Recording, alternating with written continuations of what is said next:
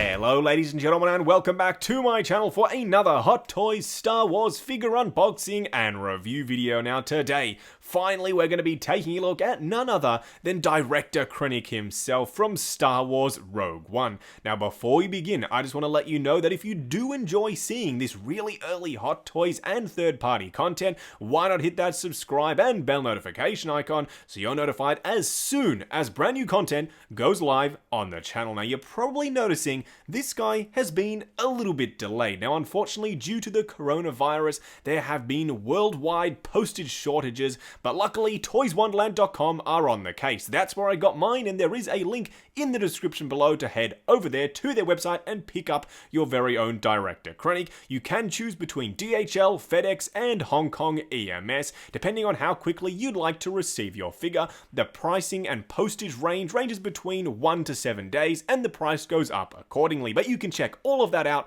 on toyswonderland.com. Now in this video I will be trialing a darker background, so do let me know in the comments below if that works for you. If you can see all the details, that means that the camera is going to be a little bit darker than usual, so hopefully you can see everything just fine. But again, let me know down in the comments section below.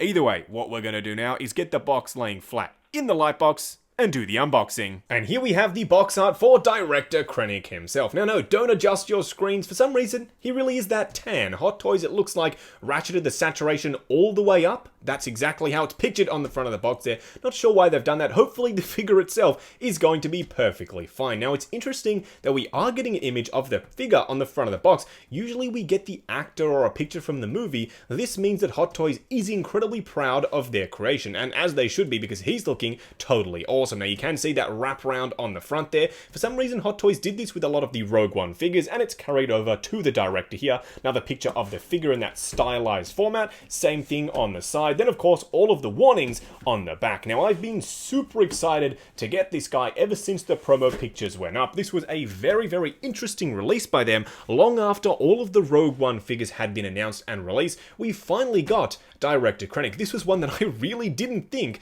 was going to happen, but either way, a nice artistic image of the director himself, flanked by 2 Death Troopers. Hopefully those Mandalorian Death Troopers aren't too far away, because I definitely need more than one for the collection to flank this guy right here. Now let's get him out here, because I know a lot of people have been very curious to see a lot of things, a lot of little details that people have been moaning about online. Hopefully they aren't huge issues when we get a look at the figure himself. Now forgive the overly white appearance. You can still see that it has a really nice texture on the outfit, but we'll see that a little bit later in the video. The head sculpt itself looks absolutely remarkable. Bang on to Ben Mendelsohn, a fellow Aussie actor, mind you. All the details are looking really good, and we'll take a closer look at the figure a little bit later. Now all of the bits and pieces that he does come with, as you can see, his little command key and little blaster pieces, the blaster itself, his hat, a bunch of hands, and all the rest of it is in the bottom of the box there. Either way, what we're going to do now is get all of this stuff laid out in the light box and take a closer look at everything he comes with. And here we have some of the accessories that come with director Krennic. Now you'll notice I said some. I've left out the raincoat because you're going to see that in a clip in just a second, because it's all white and you simply wouldn't have been able to see it. But let's take a look at the display base first.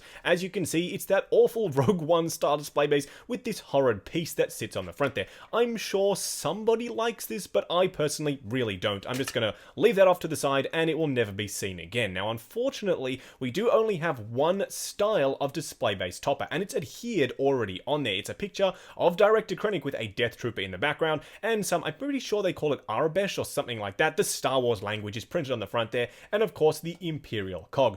I would have liked the ability to remove it. You can sort of see that it does have those notches along the side, so I imagine underneath it does have that Death Star floor styling piece, but again, this has been already stuck down, so I can't remove it. I do really like the metal nameplate on there, and of course it does have the cog on the front as well. Now he does come with a bunch of hands. They're just simple black basic hands. They are made to look like his little gloves, and they are done fairly decently. Now he does of course come with his blaster. This piece looks absolutely fantastic. It's really nicely sculpted and painted. I love the sort of old world aesthetic with the wooden bits and pieces. It's very classy and I love the way it looks. Now these pieces right here I think are little bolts or little cartridges for the gun itself. They just slot onto his belt, and you'll see that a little bit later later in the review. And of course, he does come with his little command key pin things. He only comes with 2 of them. Pretty sure that has something to do with his rank, and he can slot them on the sides of his outfit itself, and you'll see that again a little bit later in the video. Now, this piece right here is, of course, his hat. His all-weather hat does have the Imperial cog on the front there. It's really nicely weathered. You do have a very nice texture on the front there. It isn't made out of fabric. It is a plastic piece with a magnet in the top. And right after this clip, I'm going to show you how to attach this to the head sculpt itself, because it's very, very simple and very, very effective. Either way, what we're going to do now is get the figure itself out here, and I'm going to show you how to attach the hat onto the head sculpt. And here we have director Krennic himself. Forgive the overblown sections on his shoulders there, but we're not here to look at that. We're here to look at his hairpiece, which, yes, is removable, and then you simply slot the hat onto the top there. It's magnetically attached, and it holds on very, very nicely. I'm having a very hard time deciding on how I want to display him, either with this piece right here or the hat itself. And here we have director Krennic's secondary outfit option. Now, I thought I'd show you this on the darker background. Yes, this is the first time that I've ever used a darker background for any of my videos. Do let me know what you think of it. But either way, let's take a look at this piece right here. As you can see, it's a very, very lightweight style material. This is meant to replicate his sort of outer robes that he wore when he was on that planet at the start of the movie. It was raining, he needed this extra coverage, so here it is. You can also see his little insignia rank pieces, and it does look like that it just slots over the actual neck piece itself. There's no Velcro or different attachments or anything like that, but it's very interesting to note how lightweight this is. It is very, very thin, so that hopefully means it's going to drape very, very nicely on the figure, and you will see this on him a little bit later in the review. Either way, what we're going to do now is get director Krennic himself out here and take a closer look. And here we have director Krennic standing straight up and down in the light box, no crazy poses or accessories or anything like that. And first of all, I know he's blending in with the background, but don't worry, I will be switching this out for the darker background in the next shot so you can see him a little bit more clearly. But standing here, he looks really, really good. I have decked him out with his pistol, his little cartridges, and his command keys, and he looks really, really good. The body that they've chosen, in my opinion, is perfect, and it might even be specific to this figure. It's thin enough, it's short enough to be accurate to the movie. The outfit fits so perfectly. This is pretty much the perfect director Krennic in any scale, at least in my opinion. I'm sure people will prefer the Black Series one, or if there is a Figure Arts one, maybe that. But for me, this is the quintessential version of director Krennic. Hot Toys have nailed it all the way down to the proportions, the outfit, the head sculpt. It looks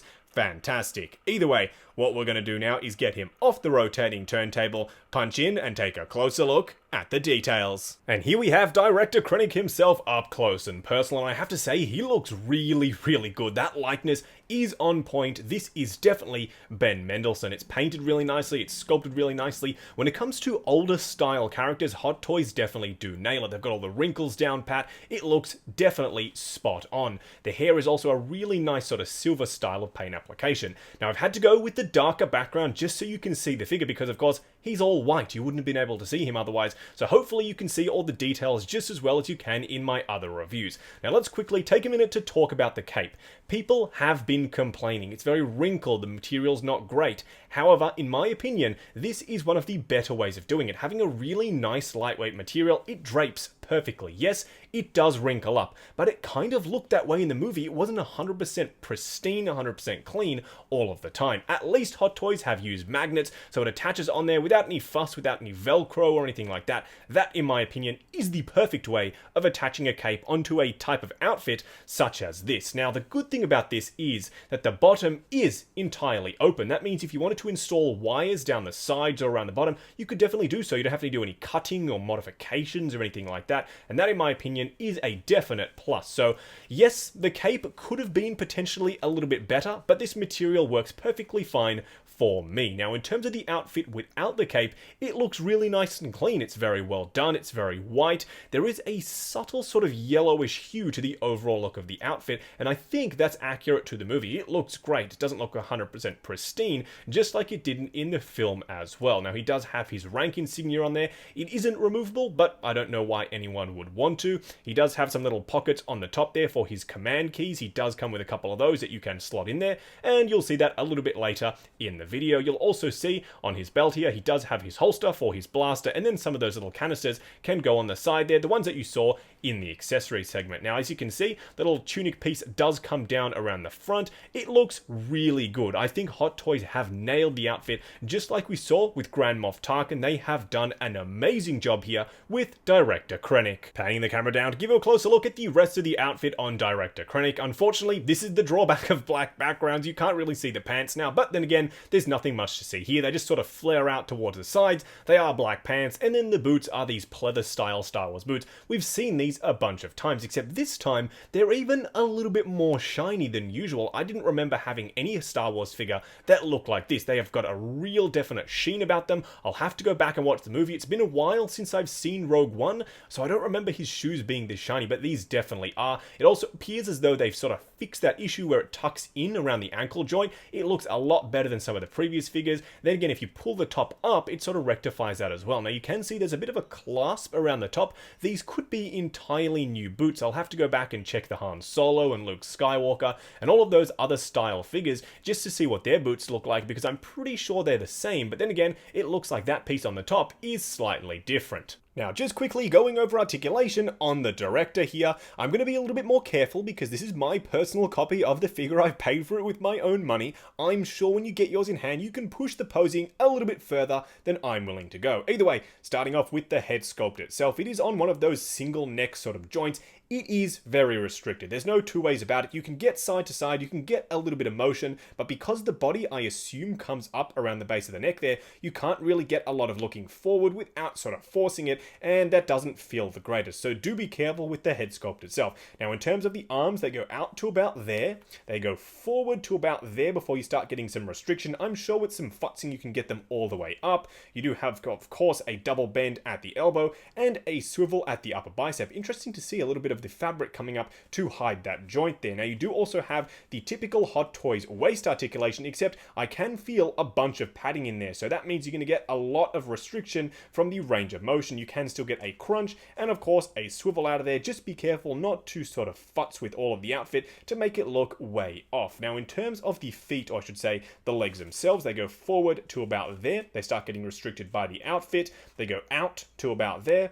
You do have, of course, a double bend at the knee, which is ratcheted and very, very solid. You do have a swivel at the upper thigh, and of course, the traditional 1/6 scale joint, the ankle peg at the ankle itself. Starting off the side-by-side comparisons with the Rogue One Darth Vader standing alongside Director Krennic. As you can see, there is a significant difference in height between the two. Now, just before we start chatting about how different they do look, people have asked me in my Rogue One Darth Vader video, how did you get the robes to sit over the armor itself? Pop the head off, pop the armor off, then you can slot the robes over the armor and you get it looking film accurate. That's just for those of you who are wondering how I've done that. Now, in terms of how they look standing side by side, I love the height difference between these two characters. You'll have to let me know how tall Ben Mendelsohn is in comparison to Darth Vader down in the comments section below. I know people love correcting me when I'm wrong, so I'll let you guys, the experts, let me know how tall these two characters are supposed to be, but I'm pretty sure this is film accurate, at least standing side by side in the light box.